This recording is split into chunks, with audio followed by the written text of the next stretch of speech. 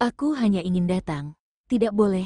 Kina mengangkat alisnya dan tanpa sadar memandang pria yang menyenangkan ini. Tidak ada pikiran lain. Pandangan Kina murni menikmati keindahan orang yang ada di depannya. Tentu saja boleh. Kevin tersenyum ringan dan menunjuk ke sofa. Duduklah. Sudah beberapa hari tidak melihatmu. Aku akan memeriksa keadaanmu nanti. Tunggu sebentar. Aku akan menuangkan secangkir teh bunga dan buah. Kina seperti berada di rumah sendiri. Setelah berkata langsung berjalan menuju dapur. Kevin mengulurkan tangan dan meraih pergelangan tangan Kina, memberi isyarat untuk duduk, dan kemudian berteriak, "Pelayan, bawa secangkir teh bunga dan buah ke sini." Setelah sekitar setengah menit, seorang wanita muda yang tinggi dan tampak dingin berjalan keluar dengan membawa satu teko teh bunga dan buah. "Silahkan diminum tehnya," nyonya muda kedua. Wanita yang dipanggil pelayan itu menuangkan 2 cangkir teh, lalu berkata dengan dingin, dan melangkah ke samping, menunggu perintah selanjutnya. "Kamu pergi saja dulu. Aku akan memanggil kamu jika ada sesuatu yang harus dilakukan." Kevin melambaikan tangannya menyuruh pelayan untuk pergi. Kevin tidak suka ada orang lain saat dia berbicara dengan Kina. Setelah pelayan pergi, Kina menyesap teh bunga dan buah yang manis dan asam itu, lalu bertanya pada Kevin, "Wanita itu, apakah pelayan yang kamu pekerjakan?" Sepintas terlihat jelas bahwa Kevin hanya menganggap wanita dingin itu sebagai pelayan yang dipanggilnya sesuka hati. Namun berdasarkan pemahaman Kina terhadap Kevin, Kevin adalah seseorang yang suka menyendiri, dan dia tidak suka orang lain mengganggu kehidupannya yang tenang ini. Mempekerjakan seseorang untuk melayaninya, ini tidak seperti gayanya. Dan Kina lihat, wanita itu tidak hanya tahu identitasnya, tetapi juga memanggilnya istri muda kedua. Tidak, Kevin membantah spekulasinya dan menjelaskan, wanita itu adalah suruhan Ezra. Ezra bilang dia berterima kasih kepadaku karena telah merawat kamu selama bertahun-tahun. Wanita itu juga seorang penjaga Tane, tidak ada nama, hanya ada nomor pelayan 15. Sebelumnya, demi untuk mengobatinya, dia tinggal di villa Ezra untuk sementara waktu, tetapi ketika aku kembali, aku menemukan bahwa wanita itu telah tinggal di rumah dan tidak pergi walaupun sudah diusir. Dia bilang ini adalah perintah Ezra. Dia mahir semua pekerjaan rumah seperti mencuci, memasak, mengepel lantai, menanam, menyiram tanaman. Begitu dia menyelesaikan semua pekerjaan rumah, dia akan pergi ke suatu tempat yang tidak terlihat oleh Kevin, dan hanya muncul pada saat Kevin memerintah sesuatu. Seiring waktu, Kevin setuju pelayan tinggal di sini. Kina sedikit terkejut, dan kemudian bercanda, "Sepertinya kamu cukup puas dengan pelayan." Ternyata orang itu adalah orang suruhan Ezra, tidak heran wanita itu memanggil dirinya istri muda kedua. Tapi dia belum pernah mendengar Ezra mengatakan dia mengatur penjaga Tane untuk Kevin. Sebelum ini, Kina juga tidak pernah mendengar Kevin mengatakan bahwa Ezra memiliki seorang ahli gizi. Lumayan, dia bisa membaca situasi dan mengerjakan pekerjaan rumah dengan baik. Yang paling penting, dia juga pendiam, Kevin mengakui dengan murah hati. Kevin suka ketenangan, dan pelayan ini melakukan semua hal dalam diam. Dia paks dengan orang yang diperintahkan Ezra. Mendengar Kevin mengatakan ini, Kina sedikit tersenyum, dan tidak terlalu menaruh perhatian pada pelayan lagi.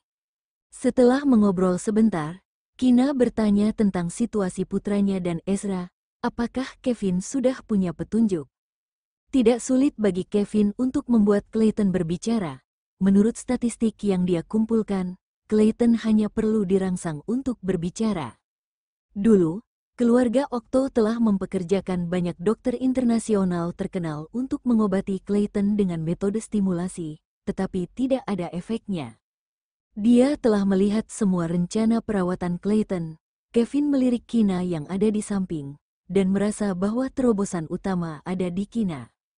Adapun cara menerobos, Kevin masih perlu memikirkannya.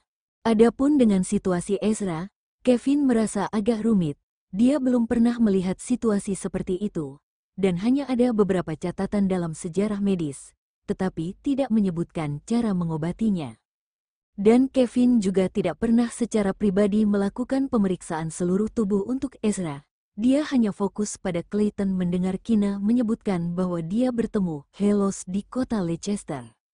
Kevin curiga dan bertanya apa yang telah Kina katakan pada Helos. Kina memberitahunya secara rinci tentang pertemuannya dengan Helos, dan lalu bertanya dengan sedikit bingung, apakah ada masalah dengan Helos? Kevin merenung sejenak sebelum berkata, ketika aku berada di sisi Lucinta, aku pernah melihat Helos. Dia sepertinya pernah bekerja sama dengan Lucinta. Mendengar ini, wajah Kina sedikit memucat.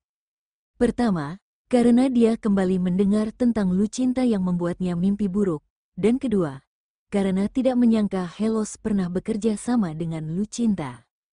Helos berpakaian rapi, anggun, sopan dalam kata-kata dan berbuat seperti seorang pengusaha bangsawan. Saat aku di Jepang, aku tidak pernah mendengarmu membicarakan ini. Suara Kina bergetar. Di Jepang, Kina pernah menjadi translator bahasa Jerman untuk Helos sebanyak 2 atau 3 kali. Kevin menjelaskan, aku waktu itu sibuk di laboratorium, dan baru tahu itu Helos sampai kamu sudah bekerja untuk yang ketiga kalinya. Agar tidak menimbulkan kecurigaan yang tidak perlu, aku langsung membawamu pergi dari Jepang setelah kamu menyelesaikan pekerjaan sebagai translator. Aku pikir tidak akan bertemu Helos lagi, dan aku khawatir setelah memberitahumu, kamu akan takut, jadi aku memilih untuk tidak mengatakan apa-apa. Pada saat itu, Kevin tidak tahu bahwa Ezra telah melupakan segalanya, dan dia tidak berani menyelidiki situasi keluarga Okto, takut keluarga Okto akan mengetahui keberadaan mereka. Setelah Nana bertemu Helos, Kevin lebih memperhatikan keberadaan mereka.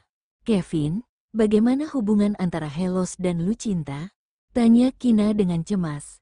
Nana tidak perlu khawatir tentang ini. Helos dan Lucinta hanya memiliki 1 atau 2 kali kerjasama dalam penyelundupan senjata.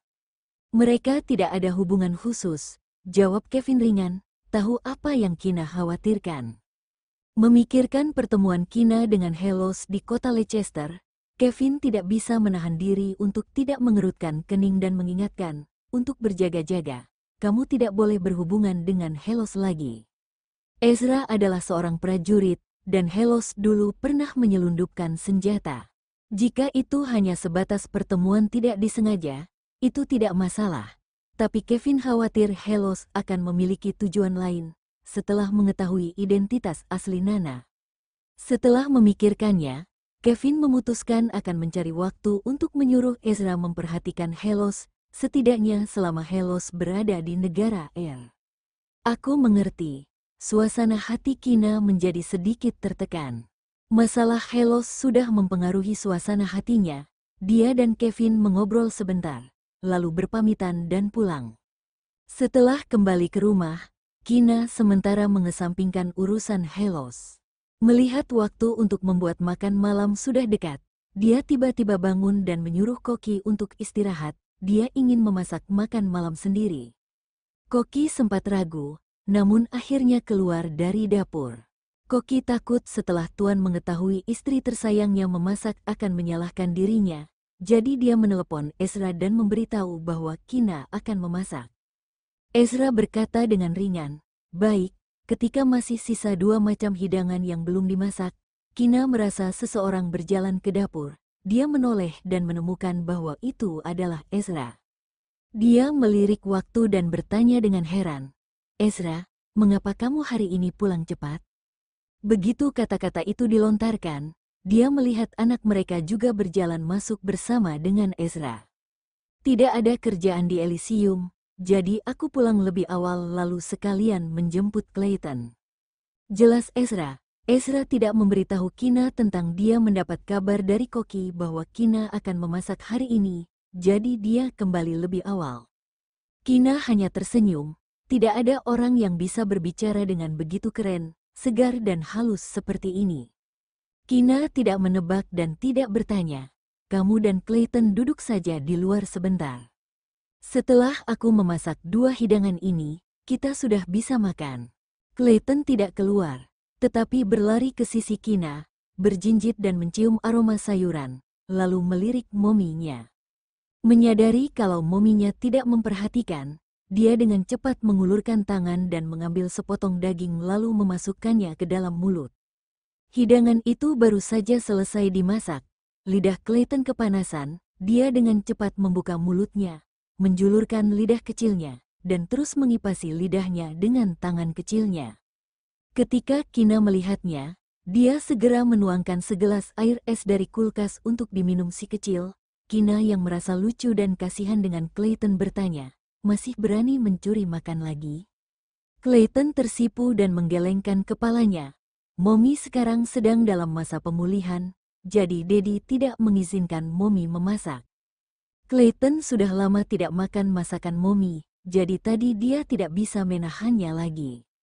"Sayang, pergi cuci tanganmu, lalu tunggu Mommy di ruang makan, Mommy sebentar lagi sudah mau selesai." Kina membungkuk dan mencium pipi lelaki kecil itu, dan membalikkan tubuh lelaki kecil itu ke arah pintu sambil tersenyum.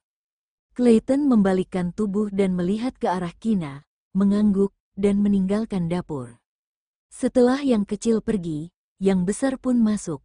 "Kamu juga tunggu di luar." Kina melambaikan tangannya untuk mengusir Ezra. Ezra mengabaikan kata-kata Kina. Tanpa mengucapkan sepatah kata pun mengambil sepasang sumpit, dan mencicipi setiap hidangan yang dimasak Kina. Clayton yang bersembunyi di luar, melihat dedinya mencicipi makanan tanpa bersembunyi-sembunyi, juga berlari masuk, dan mengambil sepasang sumpit. "Ezra," Kina berteriak dengan serius, "bawa Clayton keluar. Pria ini hanya memberikan contoh yang buruk untuk putranya." "Oke." Ezra meletakkan sumpitnya, dan kemudian menyita sumpit Clayton. Clayton, yang belum mencicipi satu gigitan pun, menolak untuk keluar, dan terus berjuang untuk mendapatkan sumpitnya kembali. "Keluar, jangan buat momimu marah," kata Ezra dingin, lalu menoleh dan mencium pipi Kina. Lalu mengangkat kerah baju si kecil seperti mengangkat ayam kecil, membawa keluar Clayton yang kesal karena belum sempat mencoba hidangan mominya. Kina yang melihat kepergian suami dan anaknya itu tersenyum tak berdaya, dan kemudian terus memasak 2 hidangan yang tersisa. 10 menit berlalu, ketika Clayton melihat Kina keluar dengan membawa hidangan, dia langsung berdiri dan ingin membantu. "Duduk." Ezra kembali mendudukkan putranya di kursi, lalu bangkit membantu Kina. Saat makan malam, Clayton duduk di sebelah Kina, dengan tablet di sebelahnya, sehingga Ezra dan Queenan bisa berkomunikasi dengan mudah. Setelah makan beberapa suap makanan, Clayton mengetik sesuatu di tablet. "Mommy, makanan yang kamu masak adalah makanan yang paling enak, 100 kali lipat lebih enak dari masakan paman kaki. Benarkah? Kalau begitu, mulai sekarang Mommy akan lebih sering lagi masak untukmu, oke?" Tubuh Kina sedikit condong ke arah putranya, dan berkata dengan suara rendah sambil tersenyum. Clayton mengangguk penuh semangat, dan kemudian mengetik, "Oke, aku paling mencintai ibu.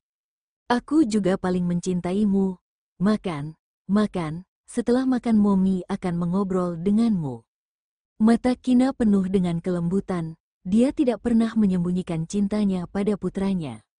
Ezra makan tanpa sepatah kata pun, melihat interaksi, dan mendengarkan percakapan Kina dengan putra mereka membuat Ezra merasa sedikit cemburu.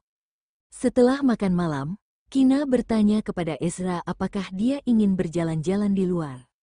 Ezra menolak dengan alasan bahwa dia masih banyak pekerjaan yang belum selesai, resiko pulang lebih awal. Melihat Ezra yang sibuk, Kina hanya membawa anaknya dan berjalan-jalan di luar. Clayton sangat menyukai kehidupannya saat ini. Saat berjalan, dia berinisiatif untuk berbicara dengan Kina tentang hal-hal yang terjadi di taman kanak-kanak. Seperti gadis-gadis dari kelas lain yang memberinya makanan ringan dan mengatakan bahwa mereka menyukai pria dingin seperti dirinya, dan ini membuat Clayton sangat kesal. Kina dengan bercanda bertanya, Clayton menyukai gadis yang seperti apa? Clayton berkata bahwa dia tidak suka yang tidak pendiam, dan dia menyukai gadis yang seperti mominya. Perkataan Clayton membuat Kina tertawa. Setelah pulang ke rumah, Kina pergi ke kamar Clayton untuk melihat prinya. Setelah selesai mengerjakan Kina memandikan Clayton, lalu duduk di tempat tidur dan mengobrol dengan putranya. Sampai putranya tertidur, Kina pelan-pelan meninggalkan kamar. Setelah kembali ke kamarnya dan Ezra, Kina tidak merasa mengantuk setelah mandi, lalu kepikiran dengan Ezra yang masih ada di ruang kerja. Kebetulan ada sesuatu yang ingin dia diskusikan dengannya. Di dalam ruang kerja, setelah menyelesaikan semua pekerjaan, Ezra kepikiran dengan perkataan Kevin tadi sore. Kevin yang berinisiatif menghubunginya, mengingatkannya untuk memperhatikan Helos, dan mengatakan bahwa Kina dulu pernah berhubungan dengan Helos di tempat kerja pada 2 tahun yang lalu. Kemudian menjelaskan bahwa Helos di luar terlihat seperti seorang pebisnis, tapi sebenarnya dia adalah penyelundup senjata. Sebenarnya, ketika berada di kota Leicester, Ezra sudah tahu bahwa Kina dan Helos sudah saling kenal sejak 2 tahun yang lalu. Jadi dia menyuruh seseorang untuk menyelidiki Helos. Hanya saja hasil penyelidikan tidak bisa keluar secepat itu. Mendengar ketukan pintu, Ezra mengembalikan pikirannya dan berkata dengan dingin, "Masuk." Pintu ruang kerja perlahan terbuka. Melihat Kina yang mengenakan piyama berjalan masuk, Ezra bangkit dan menghampiri Kina. "Kina, ada apa?" Ezra mengulurkan tangannya lalu memeluk Kina. "Hanya ingin datang melihat-lihat," jawab Kina. Ezra mengangkat tangannya dan melirik arlojinya. "Kamu kan sudah tahu kata sandi ruang kerja. Jadi jika kamu ingin membaca buku, kamu bisa baca di siang hari. Sekarang sudah malam, sudah waktunya untuk tidur." Itu, Kina menunjuk ke buku harian yang Ezra tulis di rak buku lalu bertanya dengan gugup, "Bisakah aku membaca buku harian itu juga?" Ezra melihat jari Kina, dan sedikit terkejut. Sebelum sempat berbicara, Ezra kembali mendengar Kina berbisik, "Aku ingin membacanya." Clayton bilang, "Kamu akan menulis hal-hal penting dalam buku harian itu. Aku ingin mengetahui hal-hal yang kalian lalui tanpaku pada 4 tahun yang lalu. Boleh, kamu bisa membacanya jika kamu mau." Mendengar perkataan Kina ini, Ezra tidak mau mengecewakannya. Ezra juga berpikir bahwa tidak ada hal yang perlu dia sembunyikan dalam buku harian itu, apalagi Kina adalah istrinya. Sungguh, Kina sedikit terkejut. Dia pikir dia harus merayu Ezra terlebih dahulu. Tapi ternyata Ezra menyetujuinya dengan mudah. "Iya, sungguh." Setelah selesai berbicara, Ezra langsung menggendong Kina dan membawanya keluar dari ruang kerja. Kina meletakkan tangannya ke leher Ezra dan diam-diam meliriknya. Melihat Ezra yang sedikit tidak sabar, wajah Kina langsung memerah. Dia tahu apa yang mungkin akan terjadi nanti.